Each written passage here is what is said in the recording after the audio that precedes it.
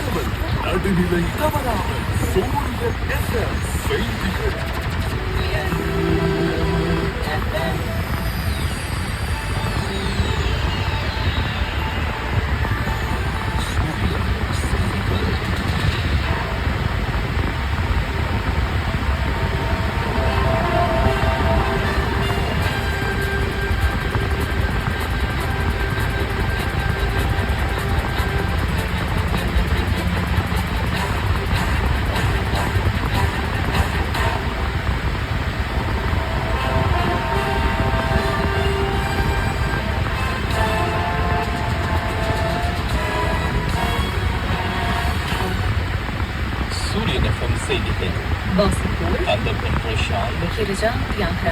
செய்தி ஆசிரியர் சலோமி தாவேந்தரி. முதலில் தலைப்புச் செய்திகள்.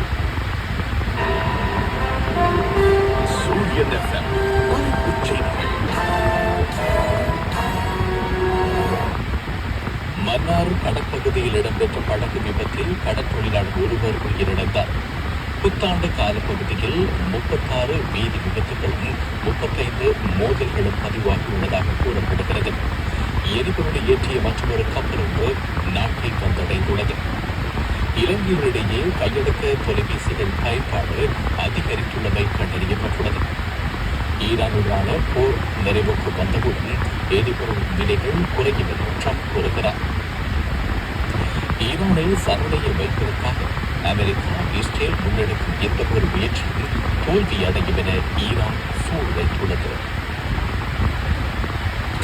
உள்நாட்டுச் செய்திகள். எரிபொருளை ஏற்றிய மற்றொரு கப்பல் ஒன்று நாட்டில் வந்தடைந்துள்ளதாக இலங்கை பெட்ரோலிய கூட்டுத்தாபனம் தெரிவித்துள்ளது. அதன்படி 36,700 மெட்ரிக் டன் பெட்ரோலை ஏற்றிய கப்பல் ஒன்று நாட்டில் வந்தடைந்துள்ளதாக தெரிவிக்கப்பட்டுள்ளது.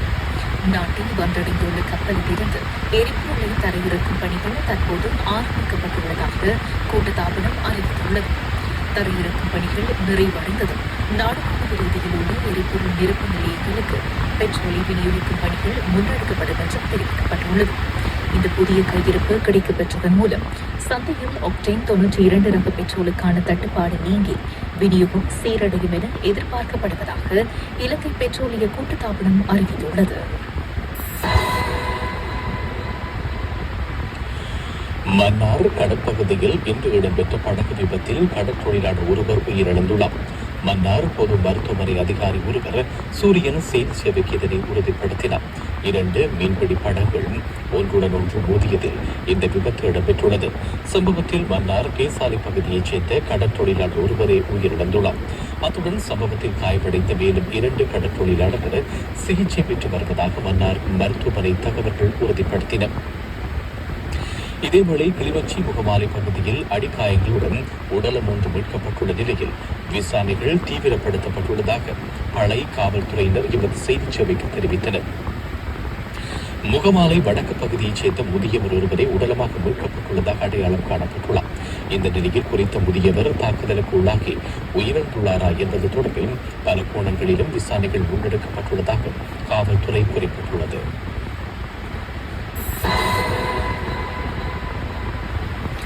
நாடெங்கிலும் புத்தாண்டு கொண்டாட்டங்கள் இடம்பெற்று வரும் நிலையில் கடந்த 2 நாட்களில் பல விபத்துகள் மற்றும் மோதல் சம்பவங்கள் பதிவாகியுள்ளன. கொழும்பு தேசிய மருத்துவமனை இந்த தகவல்களை தெரிவித்துள்ளது. அதன்படி கடந்த 13 மற்றும் 14ஆம் தேதிகளில் மாத்திரம் கொழும்பு தேசிய மருத்துவமனைக்கு 36 பாரதூரமான வீதி விபத்துகள் பதிவு செய்யப்பட்டுள்ளன. இந்த விபத்துகள் காரணமாக 2 உயிரிழந்துள்ளதாக மருத்துவமனை தரப்புகள் உறுதிப்படுத்தியுள்ளன. ஏப்ரல் 13ஆம் தேதி 19 வீதி விபத்துகளும் புத்தாண்டு தினமான நேற்று 17 வீதி விபத்துகளும் பதிவாகியுள்ளன. விபத்துகளுக்கு மேலதிகமாக இதே காலப்பகுதியில் பல்வேறு குழு மோதல்கள் மற்றும் வன்முறை சம்பவங்கள் பதிவாகியுள்ளன.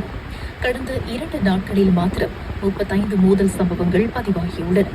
இவற்றில் ஏப்ரல் 13ஆம் தேதி 14 மோதல்களும், நேற்றைய தினம் மற்றும் இன்றைய முற்பகல் வரையான காலப்பகுதியில் 21 மோதல்களும் பதிவாகியுள்ளன. அதற்கமைய புத்தாண்டு வாரத்தில் மருத்துவமனைகளில் அனுமதிக்கப்படுவோரின் எண்ணிக்கை சாதாரண வாரங்களை விட 14% அதிகரித்துள்ளமை குறிப்பிடத்தக்கது.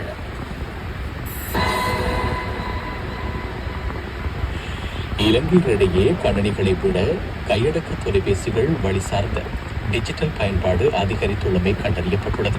தொகை மதிப்பு மற்றும் புள்ளி விவர திணைக்களம் இந்த விடயத்தினை தெரிவித்துள்ளது. 2024 ஆண்டு கணக்கெடுப்பின்படி இலங்கையின் ஒட்டுமொத்த கணனி அறிவு வீதம் 34.7% பதிவாகியுள்ளது. இருப்பினும் கையடக்க தொலைபேசிகள் பயன்பாட்டையும் உள்ளடக்கிய டிஜிட்டல் அறிவு வீதமானது கணனி அறிவை விட 2 மடங்கு அதிகரித்து 67.6% காணப்படுகிறது. இது இலங்கையிடையே கணனிகளை விட கையடக்க தொலைபேசிகள் வழி சார்ந்த டிஜிட்டல் பயன்பாடு அதிகமாக இருப்பதை உறுதிப்படுத்துகிறது. நகர்ப்புறங்களில் வசிப்போரிடையே கணனி அறிவு 47%, டிஜிட்டல் அறிவு 76.8% உயர்ந்து காணப்படுகிறது. இதற்கு மாறாக தோட்டப்புறங்களில் கணனி அறிவு 14.9%, டிஜிட்டல் அறிவு 50.2% உள்ளது. அத்துடன் கிராமப்புறங்களில் கணனி அறிவு 33%, டிஜிட்டல் அறிவு 66.4% பதிவாகியுள்ளது. இதேவேளை கொழும்பு மாவட்டம் 51% என்ற இலங்கையிலேயே மிக உயர்ந்த கணனி அறிவு வீதத்தையும் 78.7% என்ற மிக உயர்ந்த டிஜிட்டல் அறிவு வீதத்தையும் கொண்டு முதலிடத்தில் உள்ளது. எவ்வாறாயினும் நாட்டின் அனைத்து மாவட்டங்களிலும் டிஜிட்டல் அறிவு வீதம் 50%க்கும் அதிகமாகவே காணப்படுகின்றது. அதேபோன்று 20 முதல் 24 வயது பிரிவினரும் 65.5% என்ற இலங்கையில் அதிகூடிய கணனி அறிவு கொண்டுள்ளது. ஆனால் டிஜிட்டல் அறிவை பொறுத்தவரை 15 முதல் 19 வயது பிரிவினரும் 97% என்ற மிக உயர்ந்த புள்ளியை கொண்டுள்ளனர்.